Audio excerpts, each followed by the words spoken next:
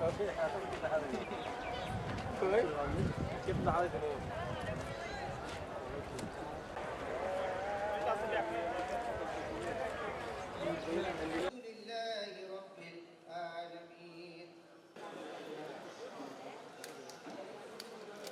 সাহেবরা সবাই চলে আসছেন ইনশাআল্লাহ। প্রথম হজযাত্রী হিসেবে ওনারা মদিনা মনোয়ারার দিকে ইনশাআল্লাহ রওনা হবেন। সবই অন টাইম আছে, ম্যানেজমেন্ট খুবই সুন্দর। আমাদের মাননীয় প্রধানমন্ত্রী জনাব তারেক রহমান এমপি মহোদয়ের যে প্রত্যয় ব্যক্ত করেছিলেন যে এই হজযাত্রাটা হাজিদের জন্য, হাজী সাহেবদের জন্য খুবই সহজ করার যে ওনার প্রচেষ্টা, সেটা ঢাকায় আমরা দেখেছি সফলভাবে শুরু হয়েছে এবং এখন পর্যন্ত চট্টগ্রামে যতটুকু জানতে পারছি যে 300 হাজী যাত্রী প্রথমবারের মধ্যে মদিনাল মুনওয়ারায় যেতে পারছেন।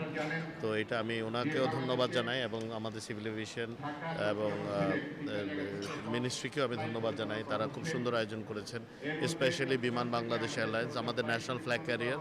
ওনারা যথেষ্ট কষ্ট করেছেন এই সামগ্রিক আয়োজনটাকে যেন স্মুথ করা যায়।